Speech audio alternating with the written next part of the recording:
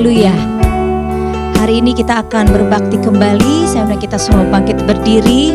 Kita mau datang ke hadirat Tuhan. Kita mau tinggikan namanya. Sebab hanya Dia yang layak untuk kita puji, layak untuk kita sembah. Karena perbuatan yang ajaib, Dia sudah selamatkan kita. Puji Tuhan. Kita nyanyikan pujian tak terukur kasih-Mu Yesus. Tak terukur kasih-Mu Yesus, Kau telah mati gantikan diriku. Kau curahkan darah-Mu untuk tebus dosaku. Tak terukur kasih-Mu Yesus. Haleluya. Terima kasih Tuhan. Kau telah mati gantikan diriku. Kau curahkan darah-Mu untuk tebus dosaku.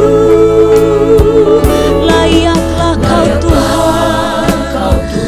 Terima puji dan sembah kami. Haleluya. Haleluya.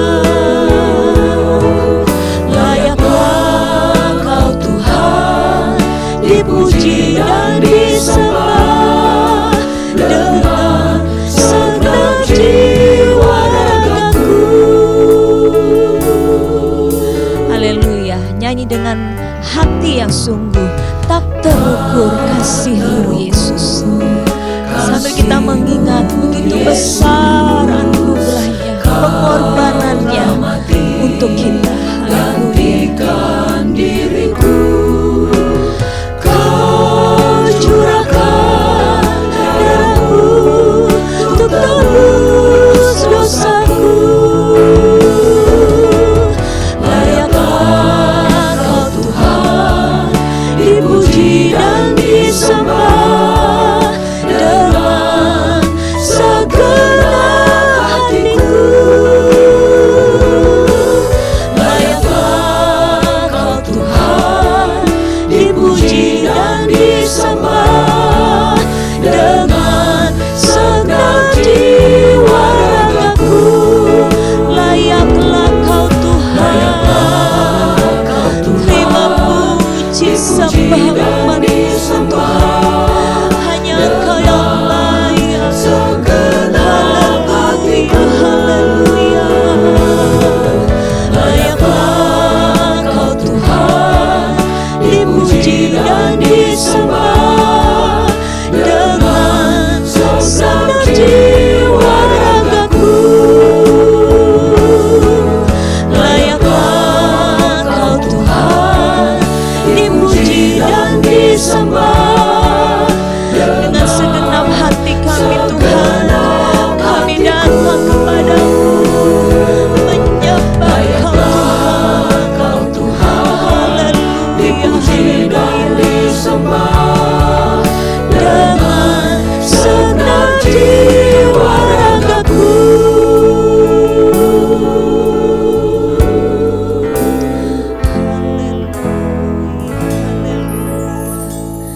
Bapa dalam surga, kami bersyukur kepadamu ya Tuhan, karena karya-Mu yang heran ajaib, yang sudah menyelamatkan kami, menebus kami dari segala dosa kami.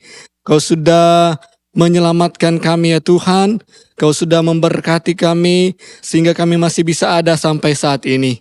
Semua karena kasih karunia-Mu ya Tuhan. Terima kasih buat rencana-Mu, tujuan-Mu yang sudah pun Engkau tetapkan bagi kami. Hal-hal yang besar, mulia, yang di dalamnya nama-Mu akan dipuji, nama-Mu dimuliakan. Terima kasih Tuhan buat kesempatan yang Kau berikan kepada kami saat ini untuk kami bisa berbakti, beribadah, memuliakan, menyenangkan Engkau.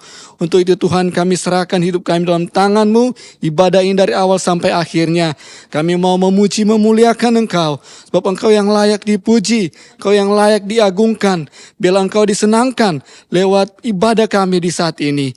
Terima kasih Tuhan. Berkaryalah Engkau dalam kehidupan kami masing-masing, dimanapun kami berada.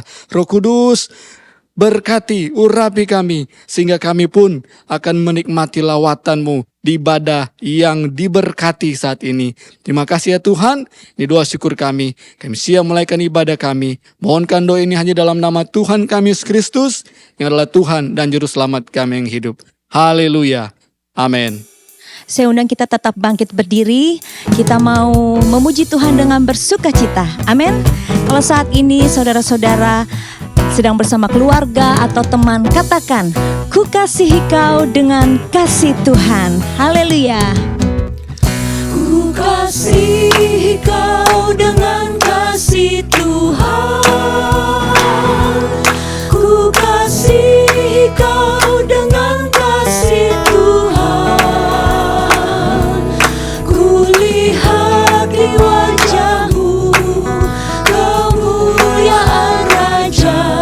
Ku kasihi kau dengan kasih Tuhan.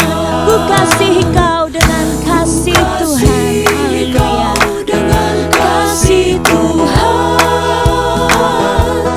Ku kasihi kau dengan kasih Tuhan. Ku lihat di wajah-Mu kemuliaan Raja. Ku kasihi kau dengan kasih Tuhan. Ku kasihi kau dengan kasih Tuhan. Ku kasihi kau dengan kasih Tuhan. Ku lihat di wajah-Mu kemuliaan Raja. Ku kasihi kau dengan kasih Tuhan. Kasih Allah melingkupi saya. Puji Tuhan. Melingkupi saya, lingkupi saya selama-lamanya. Karena kasih-Nya ku tak takut jua. Sebab Allah selalu sanggup tolong saya. Kasih Allah melingkupi saya. Melingkupi saya, lingkupi saya selama-lamanya. Karena kasih-Nya ku tak takut jua. Sebab Allah selalu sanggup tolong saya. Ku tak dapat hidup tanpa kasih. Kasih Yesus mengangkat aku dan menghibur aku, menggerakkanku. Ku tak dapat hidup tanpa kasih. Kasih Yesus mengangkat aku, layani Tuhan dan sesama lebih sungguh. Katakan sekali lagi, kasih Allah melingkupi saya. Amin. Melingkupi Haleluya, haleluya. lingkupi saya selama-lamanya. Karena kasih-Nya ku tak takut jua. Sebab Allah selalu sanggup tolong saya.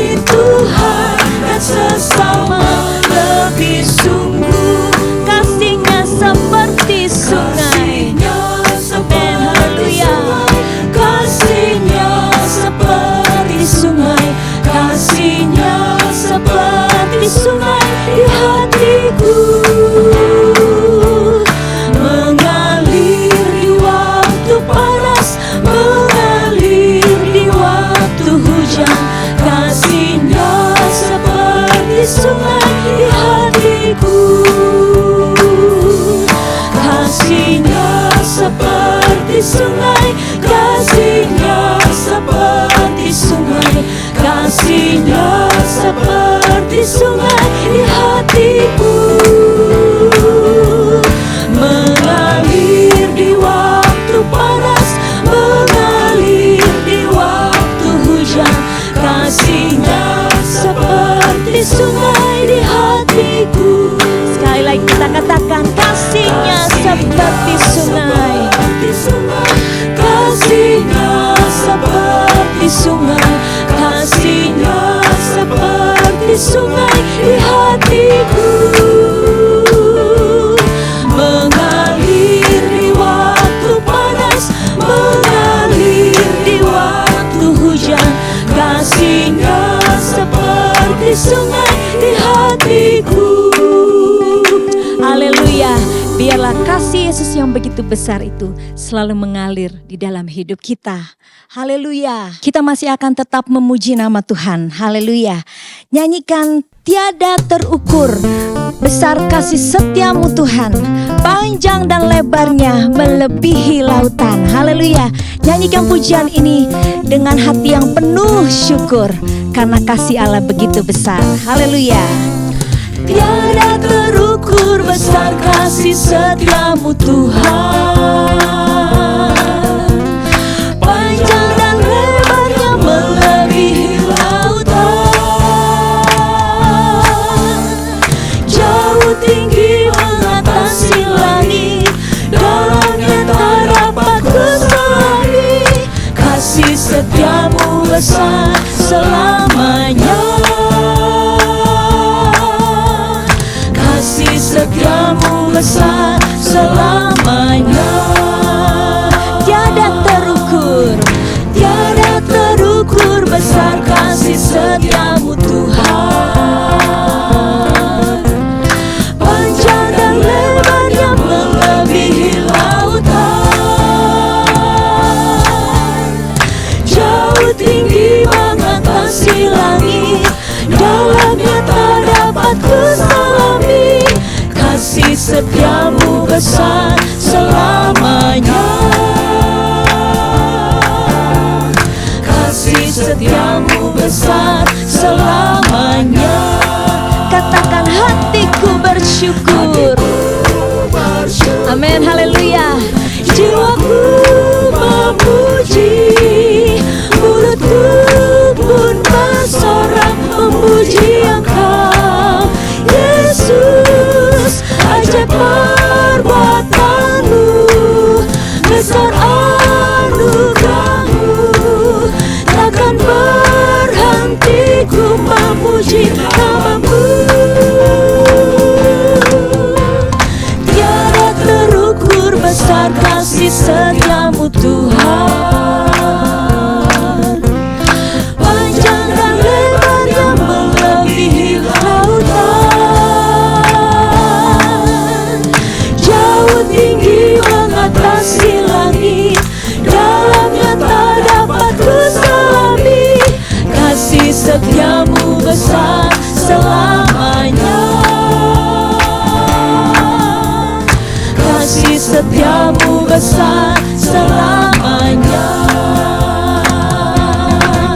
Hatiku bersyukur, jiwaku memuji, mulutku pun bersorak memuji Engkau, Yesus. Ajaib perbuatanmu, besar anugerahmu, takkan berhenti ku memuji namamu. Haleluya. Tiada terukur besar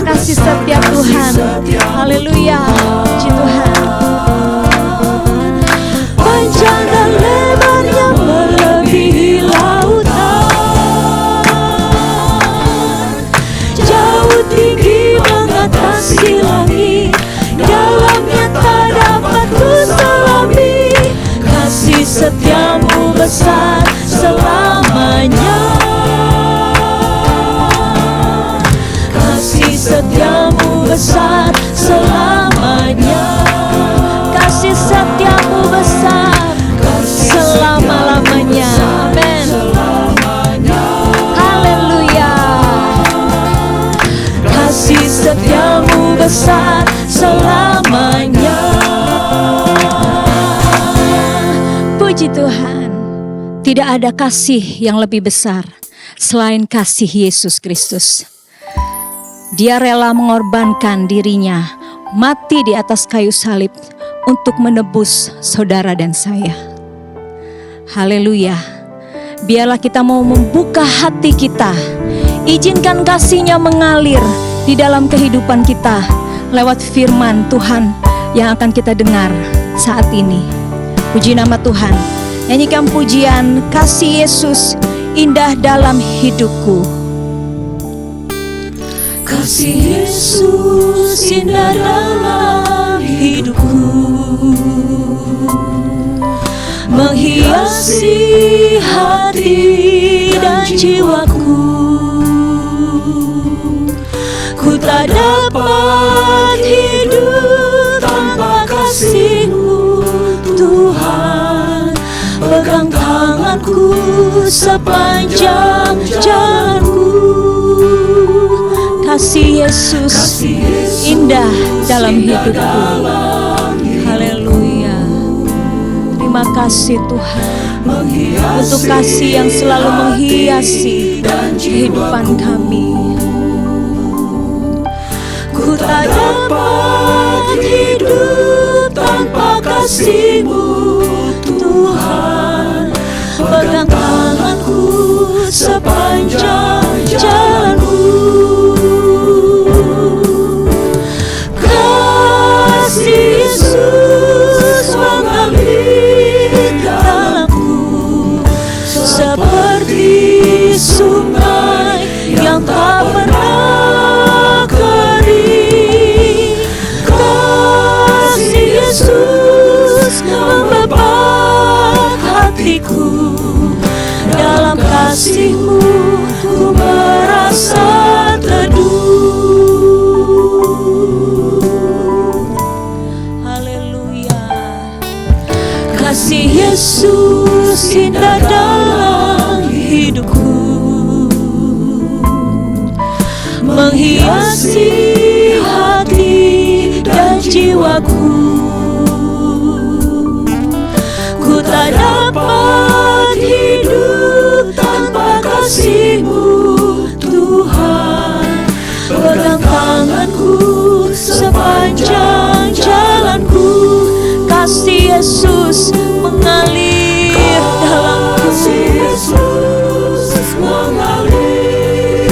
Haleluya. Seperti Haleluya.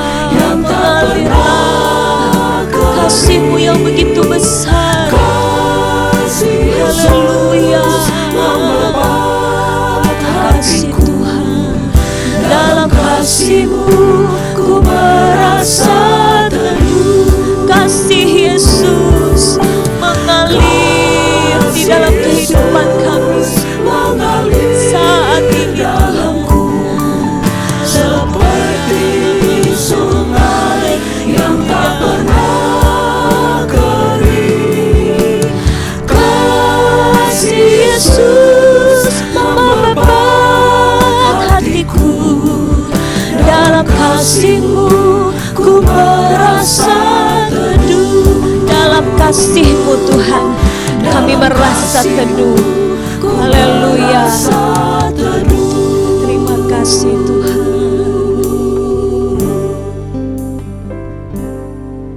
Haleluya, haleluya Yesus. Segala pujian, syukur, hormat kami kembalikan hanya kepada Engkau Tuhan. Kami mengaminkan pujian kami Tuhan, bahwa kasih-Mu besar dalam kehidupan kami Tuhan. Kalau kami ada sampai saat ini Tuhan, itu semua hanya oleh karena kasih karunia yang Tuhan Yesus nantiasa anugerahkan dalam kehidupan kami Tuhan. Kami tidak dapat membalas setiap kasih Tuhan, kebaikan Tuhan dalam hidup kami, selain kami mempersembahkan hidup kami Tuhan, hanya untuk memuji dan mempermuliakan nama-Mu Tuhan. Terima kasih kasih buat hadirat-Mu pada hari ini Tuhan Yesus. Kalau kami sudah memuji menyembah Engkau Tuhan, biarlah pujian dan penyembahan kami Tuhan naik berbau harum di hadapan hadirat-Mu, menyukakan dan menyenangkan hati-Mu Tuhan. Saat ini Tuhan Yesus, kami rindu Tuhan Yesus untuk ditaburi oleh kebenaran firman-Mu Tuhan. Biarlah firman Tuhan yang senantiasa menjadi kekuatan dalam hidup kami Tuhan, meneguhkan iman percaya kami Tuhan, dalam kami melangkah dan mengiring Engkau Tuhan di tengah-tengah dunia ini Tuhan. Kami berdoa Tuhan buat hamba-Mu yang Kau sudah persiapkan bagi kami semua untuk mendengarkan firman-Mu Tuhan. Kau yang mengurapi hamba-Mu Tuhan, biarlah otoritas Allah, pengurapan Allah Roh Kudus menjadi bagian hamba-Mu Tuhan. Biarlah hamba-Mu benar-benar berbicara sesuai dan seturut dengan kehendak-Mu Tuhan, dan kami semua diberkati oleh kebenaran firman-Mu Tuhan Yesus. Terima kasih banyak Bapa di dalam sorga. Biarlah kuasa Allah Roh Kudus bekerja bagi kami saat ini Tuhan. Kami sambut firman-Mu dengan penuh ucapan syukur. Di dalam nama Tuhan Yesus Kristus kami berdoa. Haleluya. Amin. Saudara-saudara dipersilakan duduk.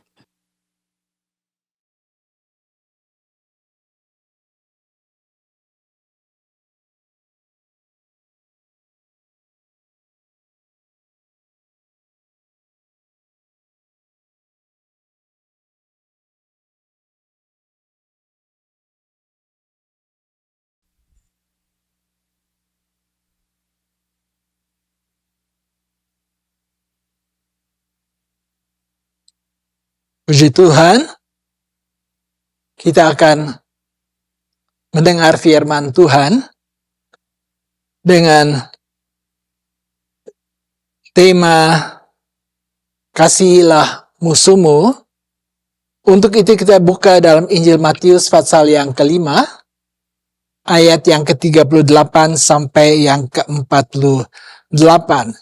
Saya tidak akan bacakan ayat-ayat itu karena saudara-saudara nanti bisa baca sendiri ayat-ayat itu, tetapi yang menjadi penekanannya adalah ayat 43, di mana ada kata-kata di sana, kasihilah sesamamu manusia. Kasihilah sesamamu manusia. Dan bencilah musuhmu. Di sini dia bicara tentang bahwa ayat 44, aku berkata kepadamu, kasihilah musuhmu dan berdoalah bagi mereka yang menganiaya kamu.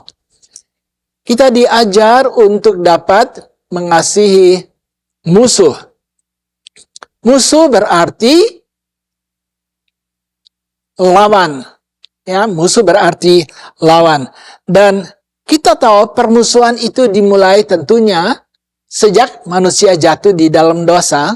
Karena kalau kita baca dalam Alkitab, dalam kitab Kejadian pasal 3, ayat 14 dan 15, di sana dikatakan bahwa Allah berkata bahwa manusia sudah jatuh di dalam dosa karena perbuatan si ular, yaitu kita kenal sebagai iblis. Lalu di sana dikatakan bahwa Allah adakan supaya manusia dengan iblis saling bermusuhan. Itu dikatakan di dalam ayat itu. Permusuhan antara Hawa sebagai wanita dan si ular itu. Dan kita tahu bahwa dampak daripada permusuhan selalu kepada hal yang negatif. Dan tentunya dapat berakibat sangat fatal adanya. Itulah keadaan daripada seorang mereka yang saling bermusuhan. Nah, kalau kita membaca dalam Alkitab, kita mulai tentu lihat dari Perjanjian Lama, bahwa rupanya hal itu adalah hal yang Alkitab katakan, Allah katakan kalau seseorang melakukan sesuatu kejahatan, kesalahan, maka mereka boleh kemudian boleh membalasnya. Sehingga dalam Imamat pasal yang ke-24, ayat yang 19 sampai 20, dalam Matius 5 ayat 38 sudah dikatakan bahwa mata ganti mata, gigi ganti gigi. Maksudnya di sana dalam pengertian tentunya hal negatif, bahwa kalau kita membuat orang lain menderita atau orang lain membuat kita menderita, maka kita juga boleh membalasnya dengan penderitaan. itu mata ganti mata. Jadi dalam hal negatif. Jadi mengapa orang berkata kenapa Allah biarkan? Tetapi kita harus tahu pada waktu itu Allah adalah Allah yang roh, Allah yang kudus, tidak mengerti keadaan manusia, bukan? Karena dia adalah roh dan dia kudus. Sehingga buat dia, kalau orang bersalah, balas saja orang itu. Itu firman Allah katakan. Lalu juga dikatakan di dalam Injil Matius pasal 5 ayat 43 bahwa tadi kita baca, bencilah musuhmu. Jadi itu juga diizinkan Allah bahwa mereka itu harus boleh membenci musuh. Contohnya, kalau kita membaca dalam kitab Mazmur, pasal yang ke-139, di sana dikatakan oleh si pemazmur begini, Mazmur 139, dikatakan ayat yang ke-21 dan 22, masakan aku tidak membenci orang yang membenci Engkau ya Tuhan, dan tidak merasa jemu kepada orang-orang yang bangkit melawan Engkau? Aku sama sekali membenci mereka. Mereka menjadi musuhku. Jadi kita lihat dalam zaman itu, dalam zaman perjanjian lama, bahwa mereka diperbolehkan untuk kemudian mereka membenci musuh. Karena mereka sudah disakiti mungkin, dibuat mengalami sesuatu daripada musuh, sehingga mereka boleh membenci musuh. Tetapi saudara-saudara, ini adalah di dalam masa perjanjian lama yang kita baca ini.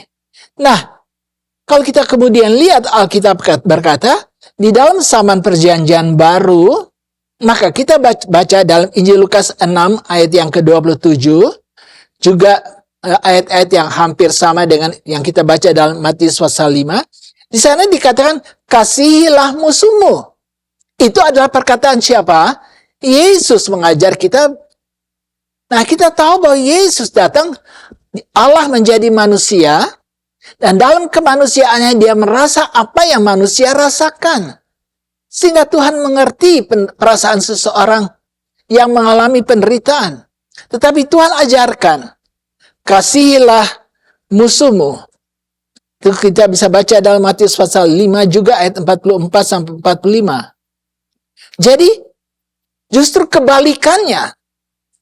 Karena Allah sudah merasakan apa artinya hidup sebagai manusia yang penuh dengan hal-hal yang tentunya tidak berkenan atau hal-hal yang dapat menyakitkan satu dengan yang lain sehingga terjadinya permusuhan. Tapi kita lihat Alkitab ajar dan Yesus ajarkan sekarang tidak. Kalau engkau punya musuh yang menyakiti kamu, susah kamu, kasihilah musuhmu itu. Itu ajaran daripada Yesus.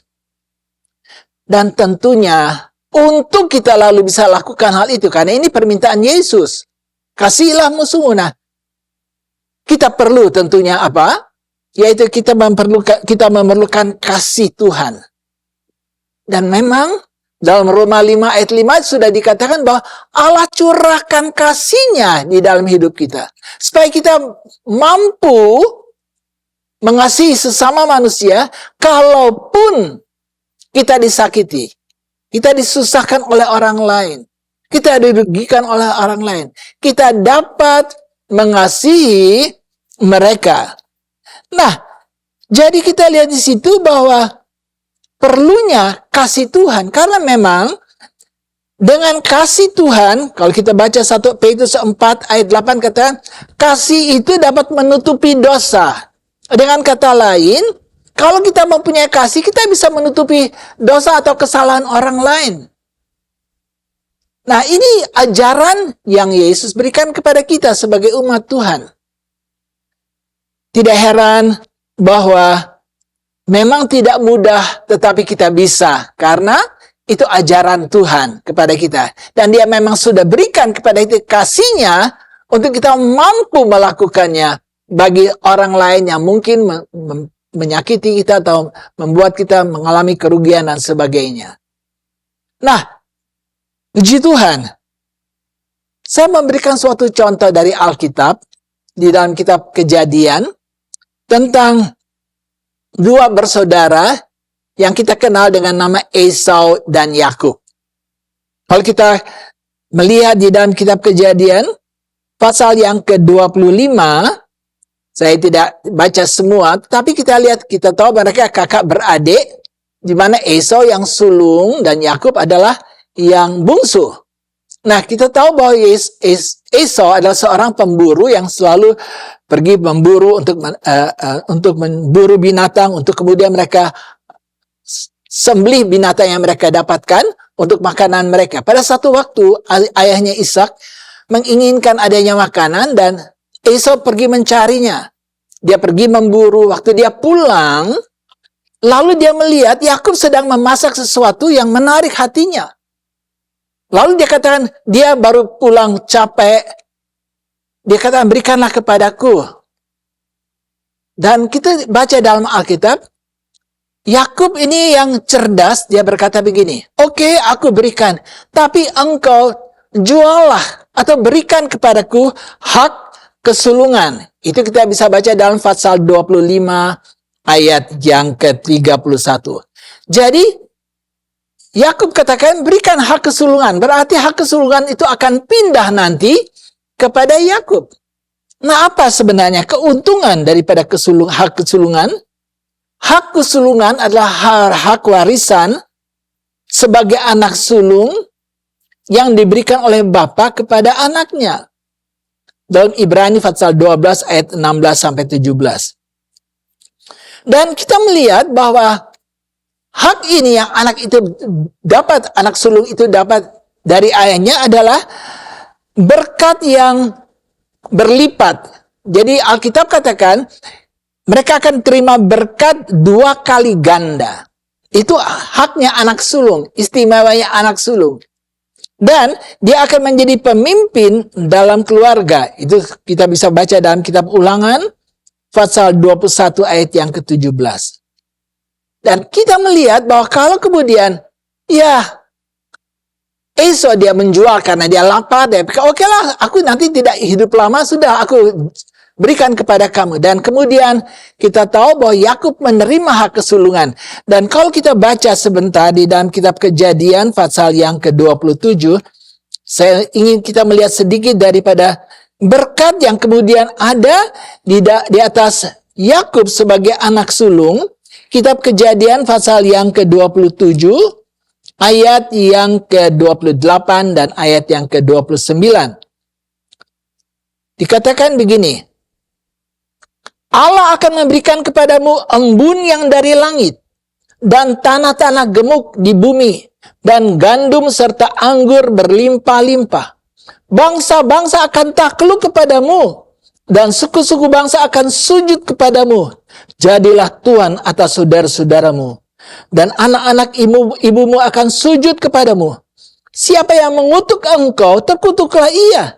Siapa yang memberkati engkau, diberkatilah ia. Inilah bagian berkat hak kesulungan itu. Sesuatu yang luar biasa yang mereka terima, tetapi kita tahu bahwa Esau sudah menjualnya hanya karena makanan itu. Dan kalau saudara baca dalam Ibrani, adalah karena dia menghabiskan untuk keinginan hawa nafsunya. Nah, kita lihat di situ bahwa jadi yang menerima kemudian adalah Yakub yang kemudian menerima hak kesulungan. Tahukah saudara bahwa kita juga, Alkitab katakan, kita adalah anak-anak sulung daripada Allah. Dalam Yakobus 1 ayat yang ke-18 di sana dikatakan, kita juga adalah anak-anak sulung dari Allah. Berarti kita menerima hak kesulungan itu juga. Kita menerima berkat-berkat yang 2 kali ganda daripada Tuhan. Kita menerima banyak hal yang indah daripada Tuhan.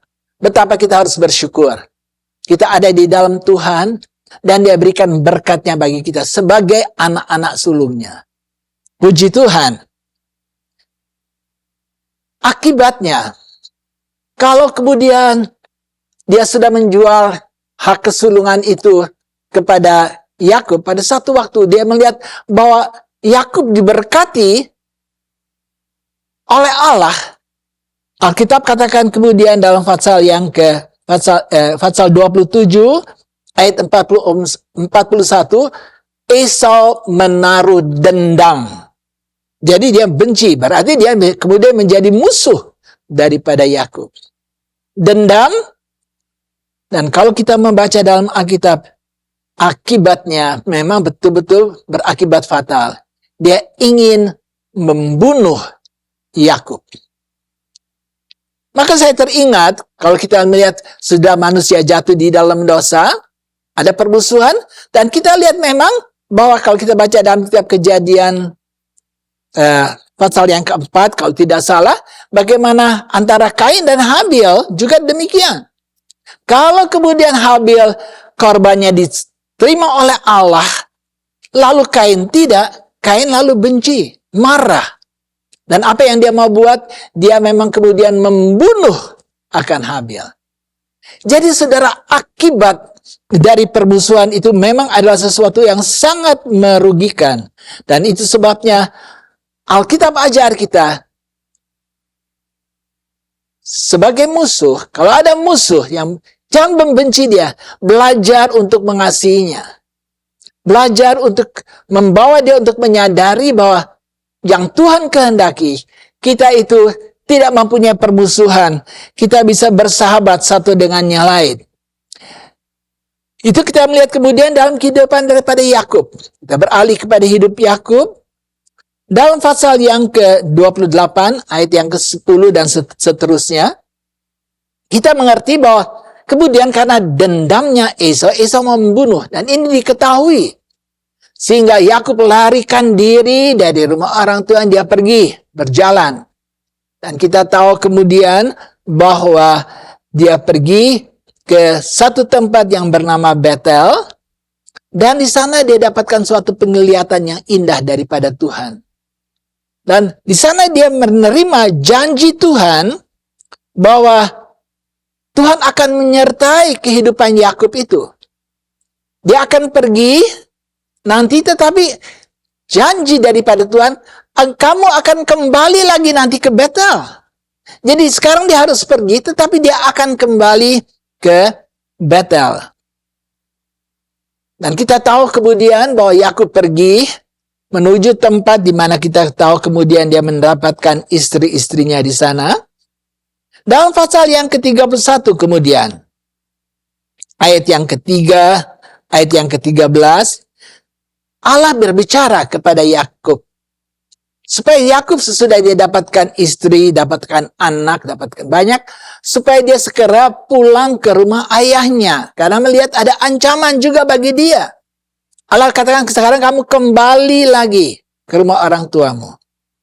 Dan kita membaca bahwa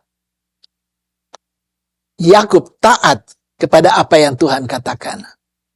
Tidak heran kalau kita membuka dalam Ibrani pasal 11, kita lihat bahwa Yakub termasuk seorang pahlawan iman. Ibrani 11 ayat 21, kita lihat nama daripada Yakub. Yakub sebagai orang yang beriman. Dia taat kepada Tuhan. Dan memang kitab Yakobus sudah berkata, bukan? Kalau hanya iman saja kita mati. Kalau hanya iman kita sama seperti iblis. Yakobus katakan. Sebab itu iman harus disertai dengan ketaatan untuk melakukan apa yang kita imani. Dan itu dilakukan Yakobus. Kalau Allah katakan kamu pulang ke rumah orang tuamu, dia taat, dia lakukan hal itu. Itulah kehidupan iman yang Tuhan harapkan juga dari hidup kita sebagai anak Tuhan. Bukan hanya iman, percaya. Nyatakan dalam perbuatan-perbuatan kita. Itu yang Tuhan kehendaki. Iman yang hidup. Dan kita melihat kemudian bahwa dia kemudian tinggalkan, saya perpendek ceritanya, saudara bisa membaca, bahwa kemudian dia tinggalkan rumah ayahnya, dan dia sampai ke satu tempat di dalam pasal 32, ayat 24, ayat 26, dia bertemu dengan seorang dalam perjalanan yang mengajaknya untuk berkelahi. Seorang laki-laki. Dan kalau kita mau belajar hal ini, maka kita tahu dia harus bergumul dengan orang ini. Dan saya boleh katakan laki-laki ini bicara tentang Allah yang bergumul, dan melihat pergumulan ini dimenangkan oleh Yakub karena Yakub tidak lepaskan diri dari pergumulan. Dia masuk dalam pergumulan sampai dia mengalami kemenangan. Puji Tuhan. Ya, kita belajar juga dari hal ini. Kita bergumul sampai melihat kemenangan. Jangan putus asa. Itu lakukan sehingga kalau dia sudah menang, lalu laki-laki ini yang adalah Allah berkata, namamu aku ganti, bukan Yakub lagi, tetapi namamu Israel, karena engkau sudah menang. Ingat, saudara-saudara sekalian, kita adalah orang-orang yang menang. Menang karena Yesus, karena kuasa daripada Allah. Kita menjadi orang-orang yang menang. Dan kita melihat kemudian bahwa apa yang terjadi dengan kehidupan daripada Yakub, kalau kemudian dia berjalan terus, tibalah waktunya dia melihat saudaranya Esau dengan rombongan yang sudah mulai mendekati karena mereka pun sedang mencari Yakub. Dan kita tahu di situ dalam pasal yang ke-33 ayat 9 dan 10, dia berhadapan kemudian dengan saudaranya Esau. Tetapi hal yang sangat indah, saya ingin kita membaca dalam kitab Kejadian pasal 33 ayat 9 dan 10. 33 ayat 9 dan 10. Tetapi kata Esau, aku mempunyai banyak adikku, peganglah apa yang ada padamu. Ayat 10. Tetapi kata Yakub, janganlah kiranya demikian. Jika aku telah mendapat kasihmu, terimalah persembahanku ini dari tanganku. Karena memang melihat mukamu adalah bagiku serasa melihat wajah Allah. Dan engkau pun berkenan menyambut aku. Jadi pada waktu Yakub bertemu dengan Esau, keadaan Esau yang sebenarnya sedang mencari Yakub untuk dibunuh. Tetapi heran, karena keinginan daripada Yakub itu perintah Tuhan untuk kembali. Meskipun dia tahu bahwa ada kemungkinan dia akan bertemu dengan saudaranya yang mau membunuh. Dan kenyataannya dia bertemu. Tetapi Alkitab katakan dalam kasih Tuhan, dalam iman yang ada di dalam hidup Yakub, waktu dia melihat saudaranya, dia katakan, aku melihat engkau, bagiku serasa melihat apa? Wajah Allah. Saya katakan luar biasa. Dari seseorang yang sedang membenci, kira-kiranya saudara, kalau saudara membenci seorang, bagaimana muka saudara? Bagaimana wajah saudara? Tetapi dilihat oleh Yakub, dilihat aku lihat seperti wajah Allah di dalam kamu. Satu hal yang sangat berbeda yang dilihat pandangan daripada Yakub terhadap Esau. Wajah Allah. Nah, wajah Allah itu seperti apa saudara-saudara? Bagaimana wajah Allah? Alkitab hanya tuliskan ada banyak hal, tetapi kalau saudara membaca dalam Mazmur pasal 31 ayat 17, Mazmur 80 ayat 4 sampai 8 dan 4, 8 dan 20, saudara baca, wajah Tuhan bersinar. Indah. Dan itu Yakub kata, aku melihat engkau serupa wajahnya Allah. Berarti dia tidak lihat sedikit pun rasa dendamnya, bencinya daripada Esau. Saudara-saudara, luar biasa. Luar biasa. Karena imannya, karena dia mau taati firman Allah, dia mau pulang. Tentunya ada kasih Tuhan di dalam hidupnya. Sehingga pada waktu dia berhadapan, dia katakan dia lihat sesuatu yang lain. Dan inilah kiranya juga ada di dalam hidup kita sebagai umat Tuhan. Bahwa tidak terlihat kebencian. Kalau orang itu memusuhi kita, kita tidak lihat kebencian di dalamnya, kedendaman di dalamnya. Kita melihat sesuatu yang baik. Dan ini kemudian membawa perdamaian. Kalau kita bisa mengampuni orang lain dan melihat sesuatu yang lain dari hidupnya, maka di situ kita lihat adanya perdamaian. Dan sesungguhnya Itu yang Tuhan mau dari hidup kita. Jangan mempunyai musuh. Belajarlah mengasihi musuh-musuhmu, sehingga kemudian kita bisa berdamai satu dengan yang lain. Itulah yang diinginkan oleh Tuhan juga di dalam hidup kita. Kita akan menghadapi perjamuan Tuhan sebentar. Apa artinya bagi kita? Disinilah kalau Roma pasal yang kelima, ayat 8 sampai 11, saya ingin kita membaca ayat itu. Roma pasal yang kelima, ayat yang ke-8 sampai yang ke-11. Akan tetapi Allah menunjukkan kasih-Nya kepada kita oleh karena Kristus telah mati untuk kita ketika kita masih berdosa. Lebih-lebih karena kita sekarang telah dibenarkan oleh darah-Nya, kita pasti akan diselamatkan dari murka Allah. Sebab jikalau kita ketika masih seteru diperdamaikan dengan Allah oleh kematian anaknya, lebih-lebih kita yang sekarang telah diperdamaikan pasti akan diselamatkan oleh hidupnya. Puji Tuhan. Masih seteru, kita masih berdosa, tetapi Allah sudah menyatakan kasih-Nya. Dia melihat sesuatu yang lain dalam hidup kita, sehingga Dia sudah menebus kita. Sehingga dikatakan melalui perdamaiannya kita diselamatkan oleh hidupnya. Puji Tuhan. Jadi saudara-saudara, kalau kita ingin juga belajar untuk bisa mengasihi musuh yang memang tidak mudah, saya katakan, kita perlu kasih Tuhan. Dan Tuhan sudah menjadi contoh yang terbaik bagi hidup kita, bahwa dengan kasih-Nya, Dia sudah korbankan dirinya bagi kita sementara kita berseteru. Sekarang kita diberdamaikan dengan Allah. Saya mau ajak katakan kepada saudara, perhatikanlah apa yang Yesus sudah katakan. Sebagai hukum-hukum yang terutama, yang harus diperhatikan tiap umat Tuhan.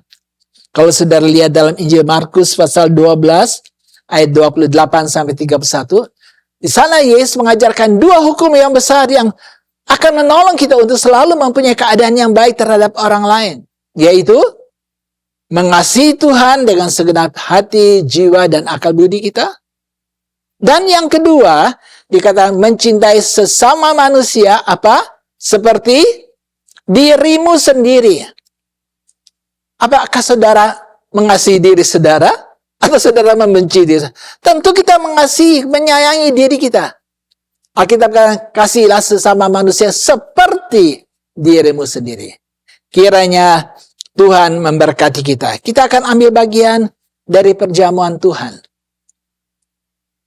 Ada kemurahan Tuhan. Kalau saudara mungkin mempunyai orang yang sedang membenci saudara, atau saudara punya perasaan lain, mohon keampunan dari Tuhan. Dia sudah menjadi teladan yang terbaik. Sementara seteru Dia nyatakan kasih-Nya, sehingga ada perdamaian. Puji Tuhan. Kita akan ikuti sebentar akan perjamuan Tuhan. Saja kita bersama-sama berdoa. Allah Bapa kami yang ada dalam sorga, kami datang dalam nama Tuhan Yesus Kristus. Betapa baiknya ajaran-Mu bagi hidup kami, karena Engkau sudah menjadi teladan yang sempurna. Kami masih berdosa, tetapi Engkau melihat sesuatu yang baik dalam hidup kami, sehingga Engkau rela berikan hidup-Mu menjadi korban bagi kami. Sehingga Tuhan, karena kasih-Mu, pengorbanan-Mu, kami yang harus binasa sebagai seteru-Mu, tetapi Tuhan, Engkau sudah perdamaian kami. Kami menjadi anak-anak-Mu, kami menjadi anak sulung di hadapan Engkau. Kami didamaikan sehingga kami boleh menerima banyak berkat-berkat-Mu Tuhan dalam hidup ini. Sebab itu kami bersyukur dan terima kasih bahwa Engkau Tuhan sudah meninggalkan bagi kami kesan yang baik. Ajarlah kami Tuhan dengan kekuatan Tuhan, dengan kasih Tuhan dalam hidup kami. Kami juga dapat mengasihi sesama manusia, mengasihi Tuhan, seteru, memberkati firman-Mu, ajarkan, berdoa untuk mereka. Karena itulah hidup seorang anak Tuhan yang firman-Mu sudah katakan. Terima kasih Bapak. Kami akan ikuti perjamuan Tuhan di dalam nama Tuhan Yesus Kristus. Amin.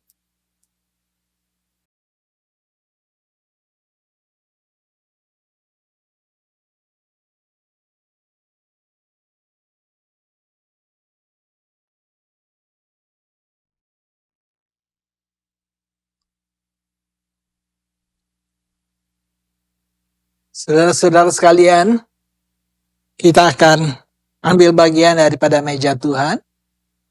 Dan kita percaya bahwa ada berkat Tuhan di dalam perjamuan yang kita akan terima sebentar. Karena itu menjadi janji Tuhan bahwa di dalamnya ada berkat bagi kehidupan kita sebagai umat Tuhan untuk melihat kebaikan dan kemurahan Tuhan di mana kita ingat selalu akan apa yang Tuhan buat.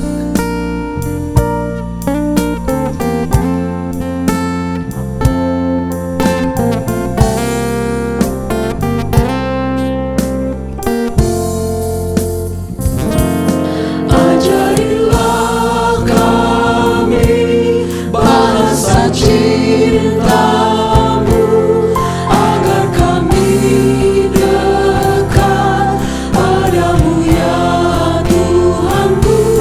Ajarilah kami bahasa cintamu, agar kami dekat padamu. Ajarilah kami bahasa cintamu, agar kami dekat padamu ya Tuhanku. Ajarilah kami bahasa cintamu, agar kami dekat padamu.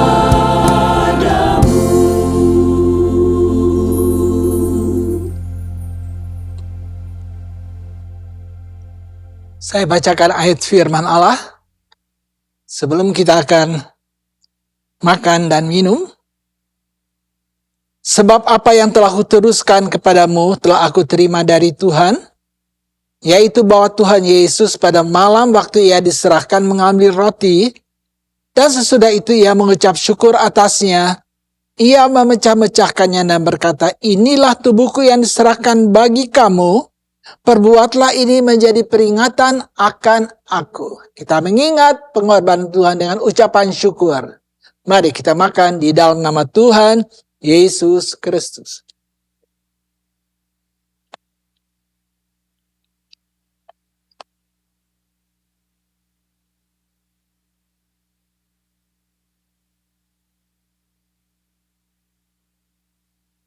Terima kasih Tuhan.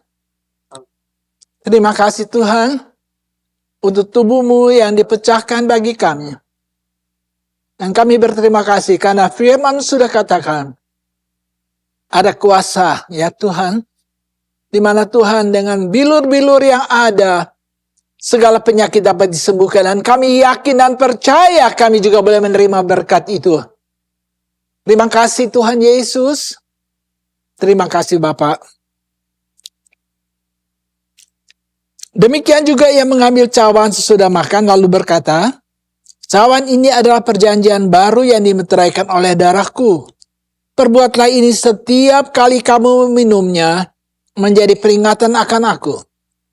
Sebab setiap kali kamu makan roti ini dan minum cawan ini, kamu memberitakan kematian Tuhan sampai ia datang. Mari kita minum di dalam nama Tuhan Yesus Kristus.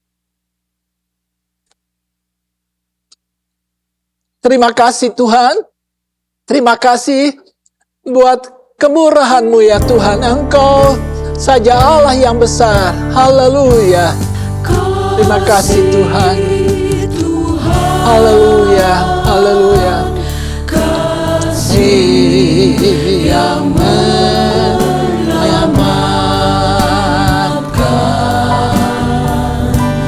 Kasih Tuhan.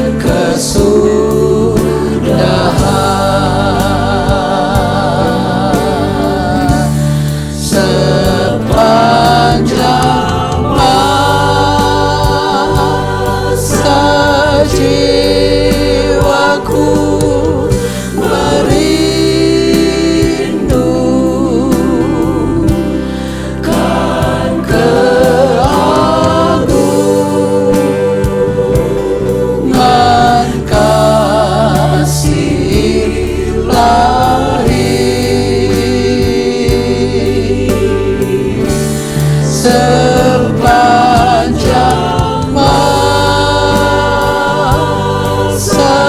jiwaku merindukan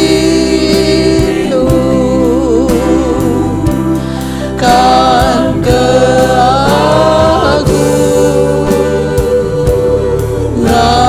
kasih ilahi.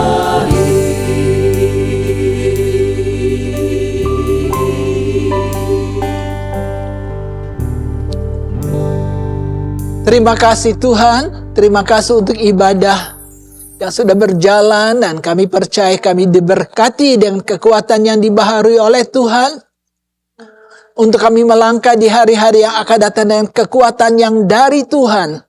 Dan kami percaya kami boleh berjalan dari iman kepada iman.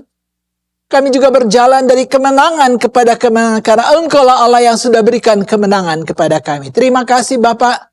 Terima kasih.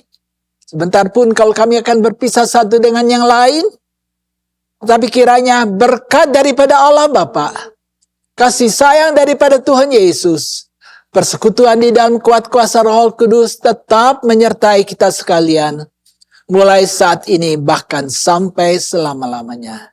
Di dalam nama Tuhan Yesus Kristus. Dan semua kita berkata, Amin. Tuhan memberkati.